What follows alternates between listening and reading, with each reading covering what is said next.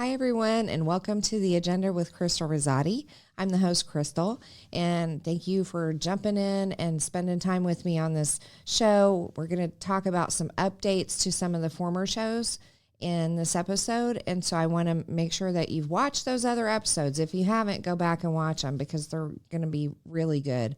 But we do have updates coming out like every single day with different topics we've talked about, so I thought it's a good time to address some of the updates that we have. And I also have another topic I'm going to talk about in this one that we haven't talked about before, but I want to mention.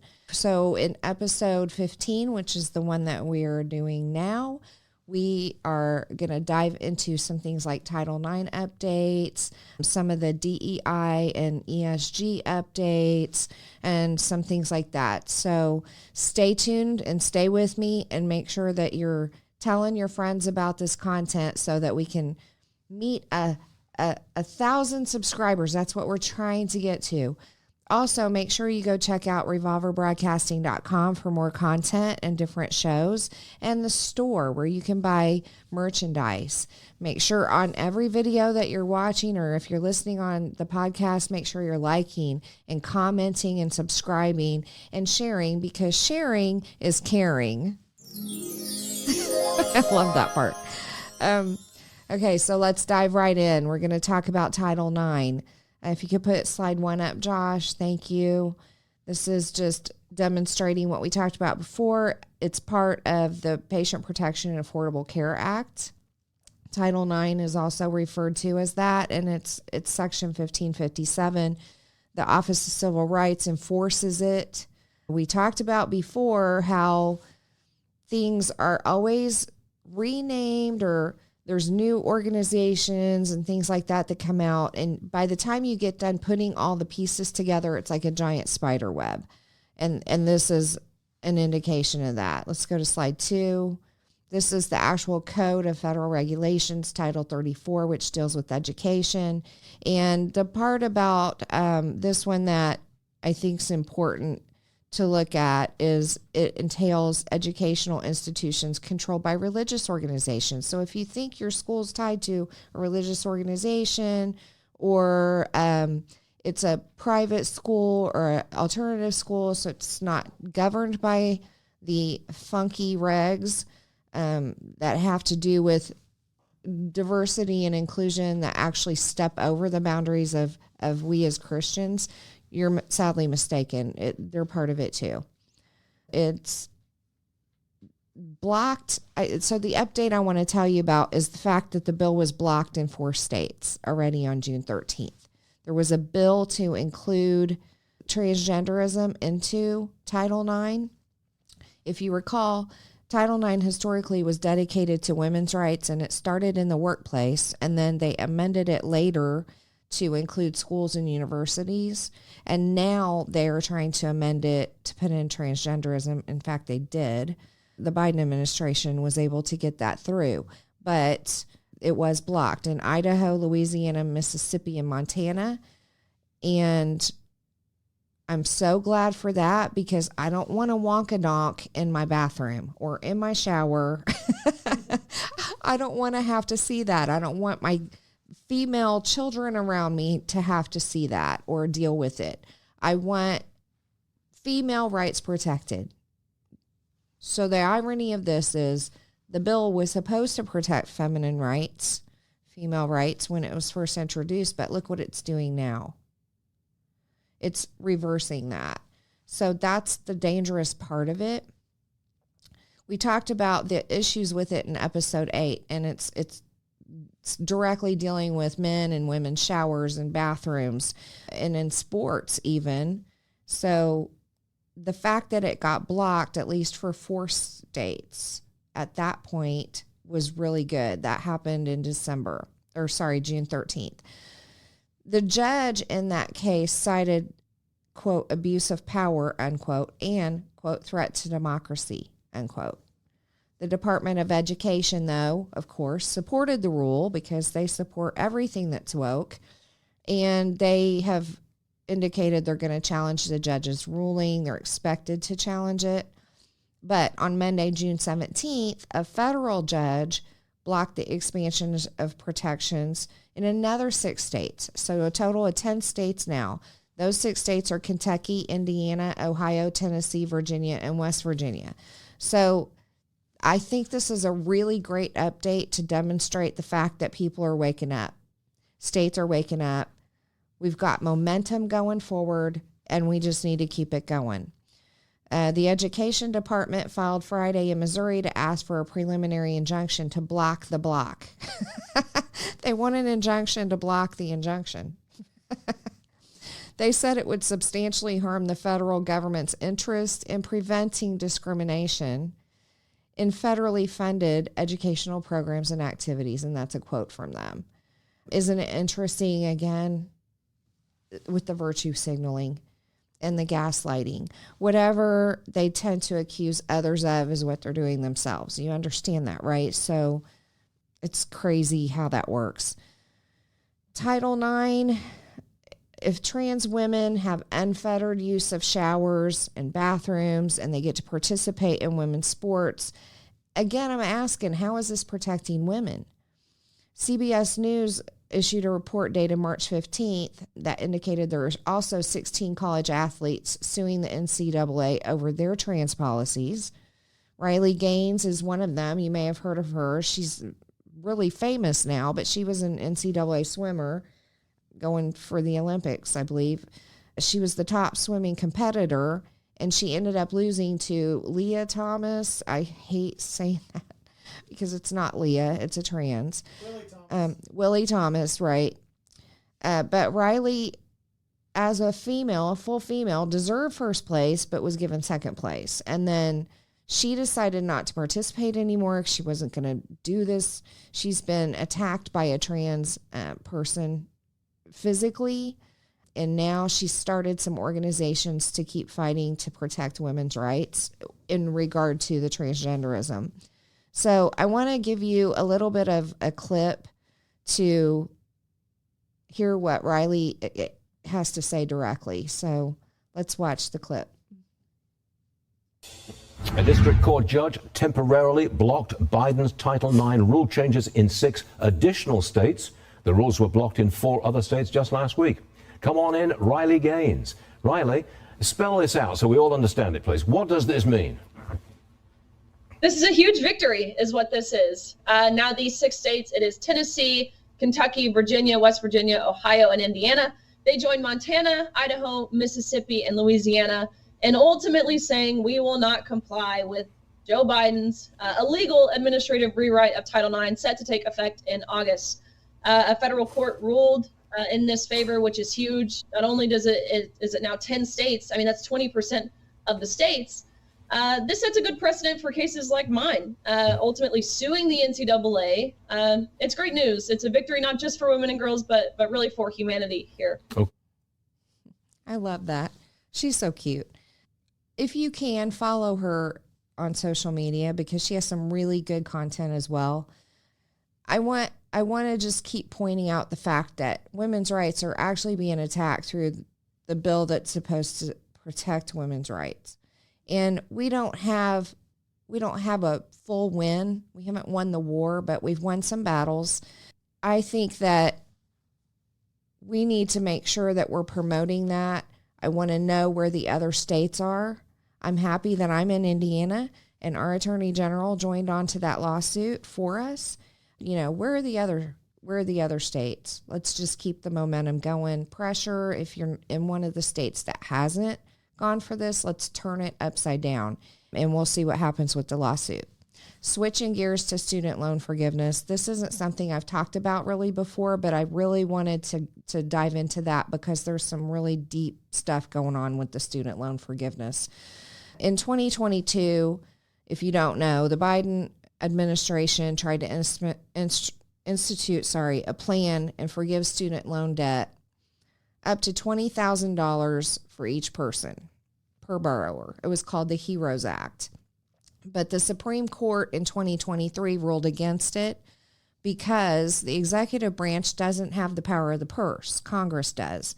So he literally could not do that. He didn't have the power to do anything financial. Congress has to do that.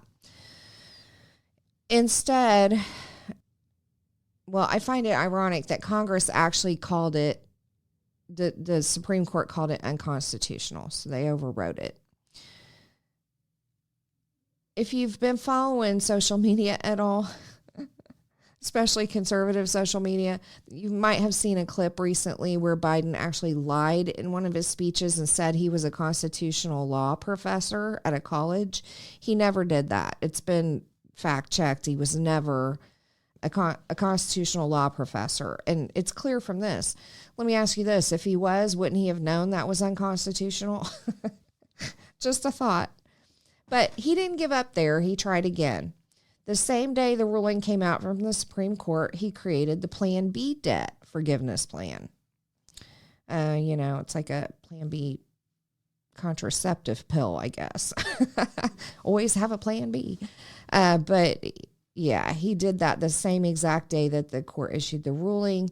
He also agreed on a settlement for 200,000 borrowers who sued the Department of Education, claiming that their colleges or universities defrauded them. Another program he's done forgave almost $51 billion for public service workers for student loan debt. Now, the public service workers are government workers, and I'm talking teachers, social workers, government lawyers, etc., according to the article, and you can find the link to that below. Think about that. You've got professionals. These aren't people working the front line at McDonald's. These are professionals who went to college to get a professional degree. They're working in the government. And so because they're in the government, let's just not make them pay their loans back. Is that fair? It's not fair. Why? Also, just so you know, things are never free. So when they say student loan forgiveness, that debt gets transferred to us taxpayers. And so then I have that question about why should I have to pay for their, education? And why should you have to pay for their education? They're benefiting from it, not me. I'm not benefiting from their education. They are. I think it comes down to buying votes. That's what it comes down to for me. The Plan B forgiveness that hasn't yet gone into effect, expect it to be pushed before the election this year. It will forgive over $7 billion in loans for approximately 160,000 borrowers with an effective date of July 1st. Based on the Department of Education analysis, there are so many little plans that have been done that I can't even keep track of them. There are plans and different articles I've pulled, and I tried to make heads or tails out of, let me just get an outline, bottom line of all the plans that they've tried to pass and have been successful in passing some. And I'm telling you, again, with the spider web, there's too many to even figure it out. But the good news is that Plan B, which is now known as SAVE, all caps, SAVE, it's on hold. According to MSN, several states are suing to stop it. Again, with the states suing to stop it, thank goodness. Kansas and Missouri have received an injunction already. And now it's estimated that in the Missouri lawsuit, the plan would cost taxpayers a total of $475 billion over the next 10 years. Again, remember I told you the debt isn't paid for. It's not just dismissed, it's transferred. Nothing's free. So it's going to be put on the taxpayers' back. And just in the Missouri lawsuit, they're talking $475 billion added to taxpayers over the next 10 years. Those lawsuits also are claiming that the Biden administration bypassed Congress, which they did. According to General Chris Kobach of Kansas, he says, Kansas's victory today is a victory for the entire country. As the court correctly held, whether to forgive billions of dollars of student debt is a major question that only Congress can answer. Biden's administration is attempting to usurp Congress's authority. This is not unconstitutional. It's not only unconstitutional, it's unfair, he said.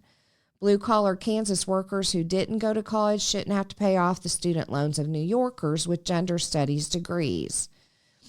interesting that he put it that way, because each state suing isn't suing just for their state. They're suing for the nation. You can't forgive student loan debt on a state by state basis because it's a federal program.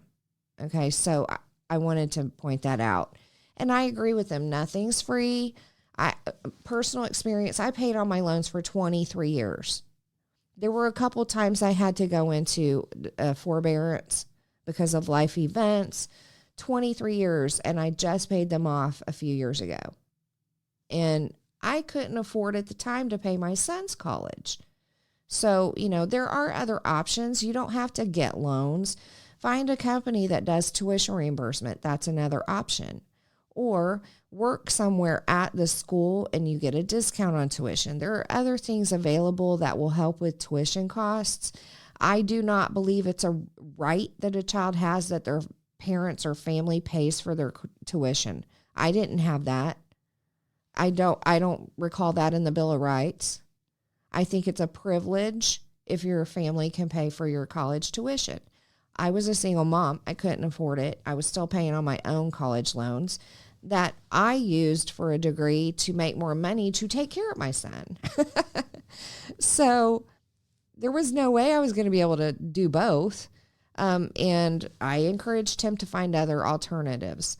I do not want to pay for someone else's kid to go to college and get some frivolous degree that they're never going to be able to use. Again, I think it's the Biden administration pandering, and I think it's about buying votes. So that's the bottom line for me on that topic. Moving on to the World Health Organization and the pandemic treaty. We talked about that in a former episode about global health. And there's a pandemic treaty that was due for a vote. I believe it was in June. And it got postponed because word got out about this pandemic treaty. There are countries in Europe in particular that are balking against it because it takes away, they say it doesn't take the sovereignty away from a country, but it does in essence. And in their own pandemic treaty, they talk about penalties if you don't abide by what they direct you to do as a country. You don't have penalties on something that you're not required to do. And just like with the pandemic we just went through, people recommended things and countries jumped on it because they didn't know any different. A recommendation can be very strong too. It can be coercive. So I'm not buying it. But there was a recent meeting of countries about One Health, and that's a new term. I don't believe we talked about it before. It's part of the United Nations and the World Health Organization as well. And again, it's another situation where they create a new organization or they change the name of one. It's doing the exact same thing as the others, but it's a way to kind of subvert your attention away from it and to confuse people. It's the same mission. One Health met to discuss what part of the One Health agenda should be included in the pandemic treaty and who should be included in the pandemic accord. Did you know there's a pandemic accord? Apparently there is. So the supposed goal of One Health is actually to reach out and help underserved countries. And they work with both, prosperous countries and underserved countries, and they try to collaborate some kind of agreement between the two to help with the health within those underserved countries. It is focused on countries not on a global scale, but the pandemic treaty is global. So the argument they're having is about whether to keep the initiative at a country level or move it to a global level. One of the leaders actually stated, quote, take surveillance, for example. There's so much potential additional knowledge, so much sharing is good practice that you can get through an integrated surveillance system compared to a siloed one, unquote. So what she's saying, it was a female that said that, talking about surveillance. Of what? Of whom? What are they surveilling exactly? And this is a case in point where I've said before, it's not always about what they say they're going to do. It's about how they say they're going to do it. So my question is, how are they going to be surveilling the information, and what are they going to do with the surveillance information? Is this another infringement on our rights? Is it another infringement that the global community is pushing on a sovereign country? Something to think about. More to come on that. Now I'm going to switch gears to diversity, equity, and inclusion, or I like to say diversity, inclusion, and equity because I like the acronym DIE instead, and ESG. There was recently a exposure of Tractor Supply, the store Tractor Supply, the corporation, about how they're incorporating in DEI and ESG scoring into their mission and the way that they operate. And there's a guy named Robbie Starbuck. Let's put up slide 3. He did an investigation and he did a video on it. And we're going to watch some of that video in a minute, but I want you to see what's happening at Tractor Supply. And the reason this is an issue is because Tractor Supply is used by a lot of conservatives as, you know, farming supplies and things like that for them. And this just goes to show how woke it has gone. The first thing, LGBTQIA plus training for employees, and then funding pride and drag events, even for kids. I'm going to tell you that. They have a DEI council. They have funding for sex changes. They have climate change activism. They have Pride Month decorations in the office. They have DEI hiring practices and events at work. The owner of the company, or the CEO, his name is Hal Lawton. And we're going to look at Robbie, kind of expose him as well in a second in the video. So let's start the video and watch a little bit of it to kick it off.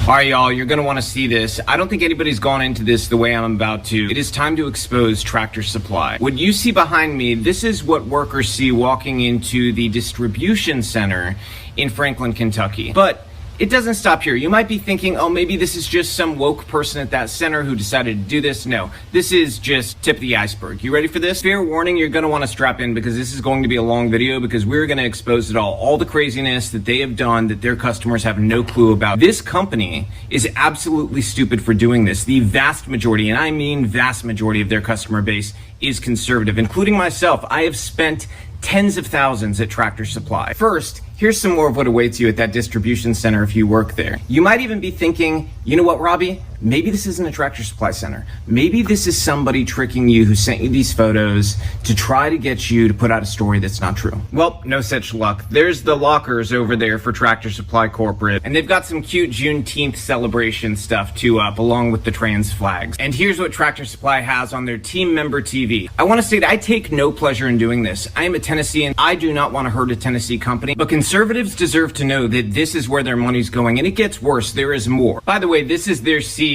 More on him later, but I think you get the picture here. Let's jump to...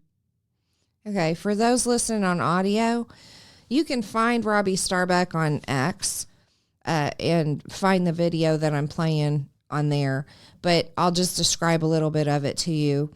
First of all, he's showing in the video behind the scenes all these different decorations and Happy Pride Month and rainbow stuff, and then the CEO actually getting the jab and promoting it and, you know, bragging about it basically. Now, for those who aren't offended by any of this, I just want to make it clear, as a conservative, I don't care what people think and what they want to do with their lives as adults.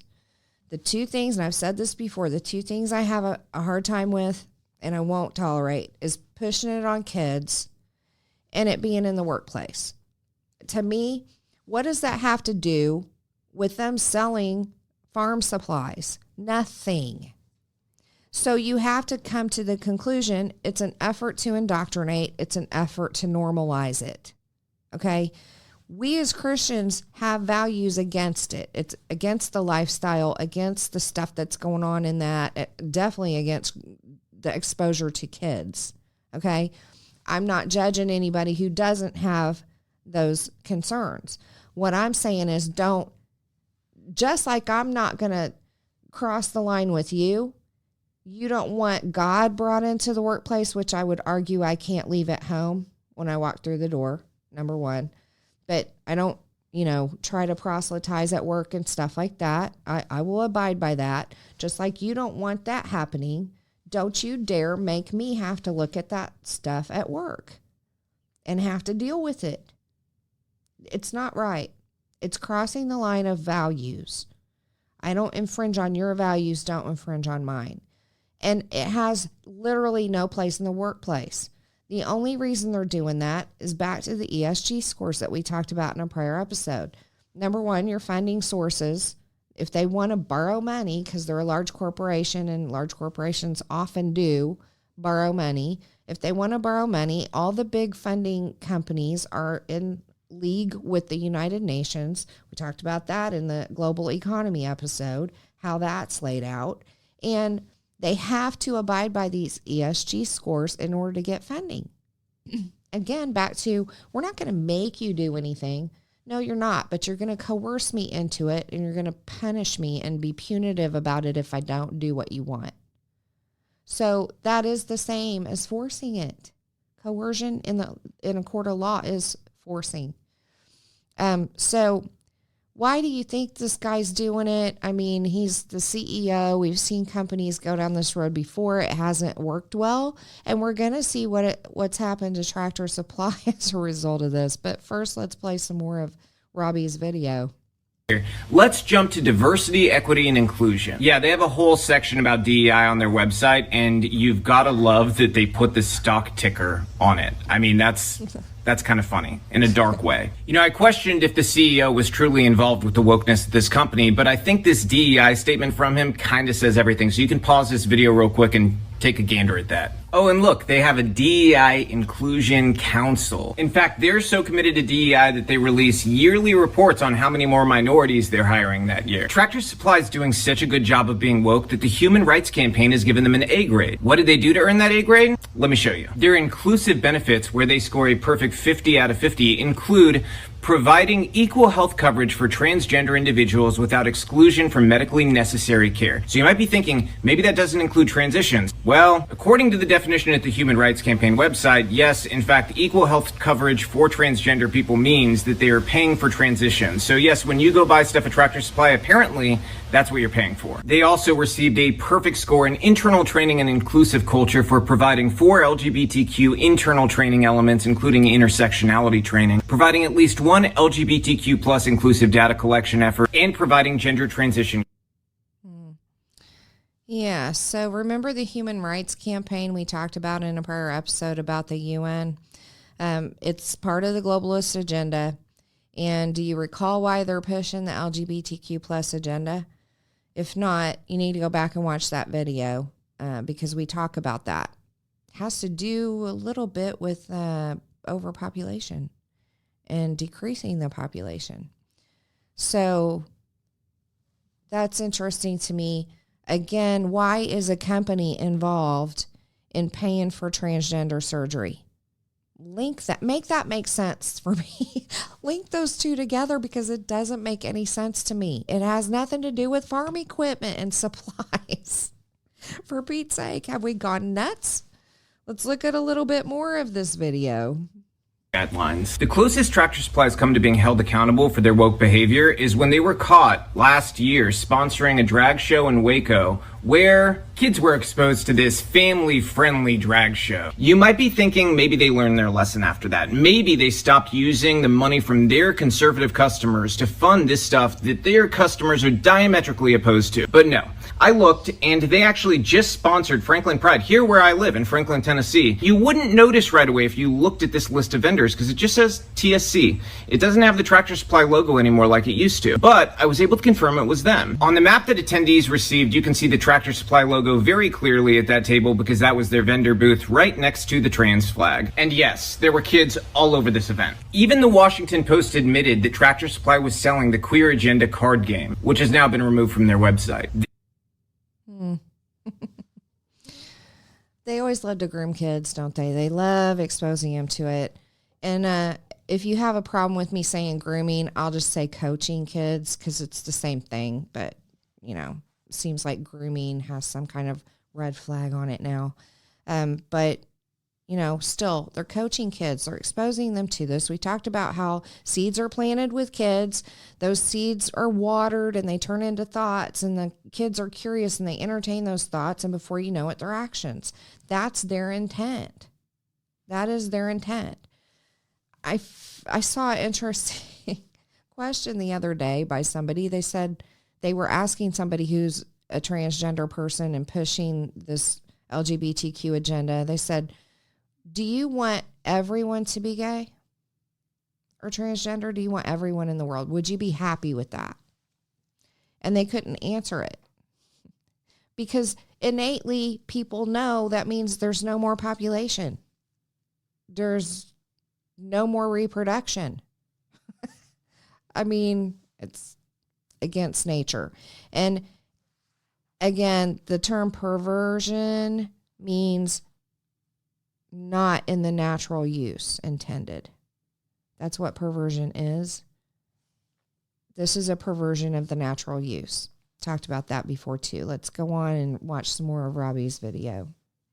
CEO Hal Lawton is so committed to DEI, inclusivity, and yes, climate change that he even wrote an op-ed about it in the Tennessean. Here's some of what's in it. He brags in it about how they've increased their ethnic diversity on their board and management executive committee and that they've conducted unconscious bias training for over 40,000 team members. And to those 40,000, I am so sorry you had to be put through that because I know you all would have rather been bit by 40,000 fire ants than sit through that training. This might be one of my favorite parts. In his woke op-ed, he ends with saying that they rallied around the theme of stronger together at Tractor Supply. Why do I know that saying, stronger together? Oh yeah, it was this lady's slogan. And her book. This wouldn't be a surprise for anybody who's seen his likes on X. This is one of the posts he liked, which was a donation call from Joe Biden before the 2020 election. And this is him back when he was an executive at Macy's, launching the Kenneth Cole Pride Collection. He's also very proud of offering 50 whole bucks to his employees to get vaccinated at work for COVID-19. And just so you know how he feels about unvaccinated people, let's go back to his likes on X. Do you remember when Allison Williams was forced to leave ESPN because she chose not to get the vaccine while she was pregnant? Well, let's take a look at some of Hal Lawton's likes that day. If you get COVID while you're pregnant and you are unvaccinated, it could do serious harm to you and your baby. Being pregnant puts you at much more serious risk.